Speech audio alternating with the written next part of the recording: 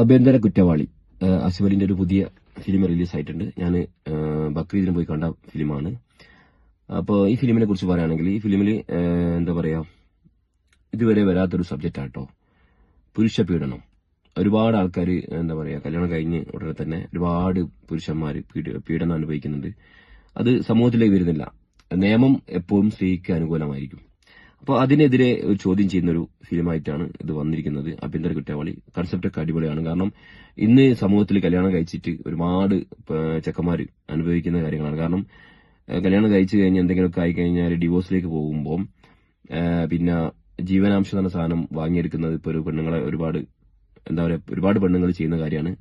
അപ്പോൾ നമ്മളെ ഫേമസ് ആയിട്ടുള്ള 2 ക്രിക്കറ്റർമാരാണ്. ഒന്ന് ഹാർദിക് പാണ്ഡ്യ, അതേപോലെ യൂസി ചാഹലിനത് ഡിവോഴ്സിലേക്ക് വന്നിട്ട് ഏകദേശം ജീവനാംശമായിട്ട് കോടതിയിൽ നിന്ന് സെറ്റിൽമെന്റ് ആയിട്ട് 3-3.5 കോടി കൊടുക്കേണ്ടി വന്നിട്ടുണ്ട്.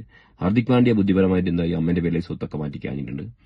അപ്പൊ നമ്മൾ കേൾക്കുന്നുണ്ട് ഇങ്ങനെ കുറെ കഥകൾ. ഇപ്പൊ കേരളത്തിലായിക്കോട്ടെ കുറെ ഡിവോഴ്സുകൾ വരുന്നതെല്ലാം മാക്സിമം ചെക്കന്മാർക്ക് കല്യാണം കഴിച്ച് എന്തെങ്കിലുമൊക്കെ തട്ടിമുട്ടിയായിട്ട് ഡിവോഴ്സിലേക്ക് പോയി അവസാനം എന്താ പറയാ, അവന്റെ ജീവിതം കോഞ്ഞാട്ടയാണ്. ആ ഒരു സബ്ജക്റ്റാണ്. സബ്ജക്ട് ഏതായാലും ഓക്കെയാണ്. പിന്നെ ഇതിന്റെ ലീഡിംഗ് റോളിൽ വന്നിരിക്കുന്ന ആസിഫ് അലിയാണ്. ആസിഫ് അലി, അതേപോലെ ആനന്ദ് മന്മഥൻ, നമ്മുടെ എന്താ പറയാ പൊന്മാലിലൊക്കെ ഉണ്ടായിരുന്ന ആനന്ദ് മന്മഥൻ, അതേപോലെ അസീസ് നെടുമങ്ങാട്. പിന്നെ ഇതിന്റെ ഡയറക്ടർ വന്നിരിക്കുന്നത് സേതുനാഥ് പത്മകുമാർ. ഡയറക്ടർ, തിരക്കഥയും പുള്ളി തന്നെയാണ്, സേതുനാഥ് പത്മകുമാർ. നിർമ്മാണം Naisam Salam. Okay. Cinematography Ajay David Kachappilly. Edit ചെയ്തിരിക്കുന്നത് സോമൻ. അപ്പോ സോങ് ഒക്കെ ബിജിബാലിന്റെതാണ്. അപ്പോ ഇതിന്റെ അകത്ത് പോസിറ്റീവുള്ള കുറച്ച് കാര്യങ്ങൾ പറയാം, അതേപോലെ നെഗറ്റീവുള്ള കാര്യങ്ങൾ പറയാം. ആദ്യം ഞാൻ പോസിറ്റീവുള്ള കുറച്ച് കാര്യങ്ങൾ പറയാം. നല്ലൊരു സബ്ജക്ട് എടുത്തിട്ട് സമൂഹത്തിലേക്ക് കൊണ്ടുവന്നാൽ നല്ലൊരു കയ്യടി എന്തായാലും കൊടുക്കണം. കാരണം ഒരുപാട് ആൾക്കാർ ഇങ്ങനെ എന്താ പറയാ സമൂഹത്തിൽ ഇങ്ങനെ ബുദ്ധിമുട്ടി നടക്കുന്നത്, അവർക്ക് കുറെ ആൾക്കാർ ഇത് സിനിമ ആകുമ്പോൾ കുറെ ആൾക്കാർക്ക് ഇത് മനസ്സിലാവുമല്ലോ. അതൊരു പോസിറ്റീവാണ്. പിന്നെ എന്താ പറയാ, ഒരു 2 മണിക്കൂറും 15 മിനിറ്റേ ഉള്ളൂ. അധികം വെറുപ്പിക്കാതെ തന്നെ ചെയ്തിട്ടുണ്ട്. പിന്നെ ഇതിന്റെ അകത്ത് അഭിനയിച്ചിരിക്കുന്നവർക്ക് എന്താ പറയാ, അഭിനയിച്ചിരിക്കുന്നവരെല്ലാവരും അവരവരുടെ റോള് ഭംഗിയാക്കിയിട്ടുണ്ട്. ഒരു ആവറേജ് ഒരു മൂവി ആയിട്ട് എനിക്ക് തോന്നിയത്. ഇതിന്റെ അകത്ത് നെഗറ്റീവായിട്ട് കുറച്ച് കാര്യങ്ങൾ എന്താ വെച്ചാല് ചളി കോമഡികൾ ഇതിനകത്ത് കുത്തിക്കയറ്റിയിട്ടുണ്ട്. ഒരു എന്താ പറയാ, ഒരു കല്യാണം കഴിഞ്ഞ വീട്ടില് എന്താ പറയാ, ഇത് എന്താ പറയാ പാല് തൈരാന്നുണ്ട് സംഭവല്ലേ, ഒറ വാങ്ങിക്കൊണ്ടുവരുന്ന സംഭവല്ലേ, ഒറ വാങ്ങിക്കൊണ്ട് വന്നിട്ട് അത് എന്താ പാല് തൈരാക്കുന്ന അങ്ങനത്തെ സംഭവം.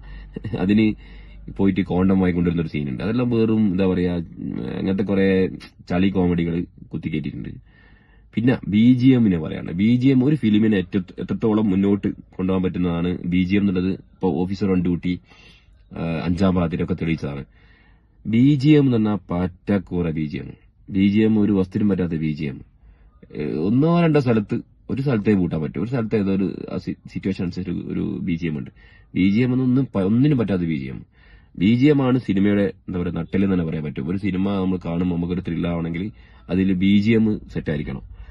അത് എനിക്ക് വളരെ മോശമായി തോന്നി. പിന്നെ ഫസ്റ്റ് ഹാഫ്, സെക്കൻഡ് ഹാഫ് അല്ല, ഫസ്റ്റ് ഹാഫ് എന്ന് പറയുമ്പോൾ നമുക്ക് എങ്ങനെയൊക്കെ ആയിട്ട് കണ്ടതാ. ഫസ്റ്റ് ഹാഫ് ഒരു സബ്ജക്ട് ഉണ്ട്, അതിങ്ങനെ ഒരിക്കലും പോകുന്നു. സെക്കൻഡ് ഹാഫിൽ എത്തിയപ്പോൾ കുറച്ചുകൂടെ എന്തായി, പടം ഒന്നുകൂടെ പുഷായി.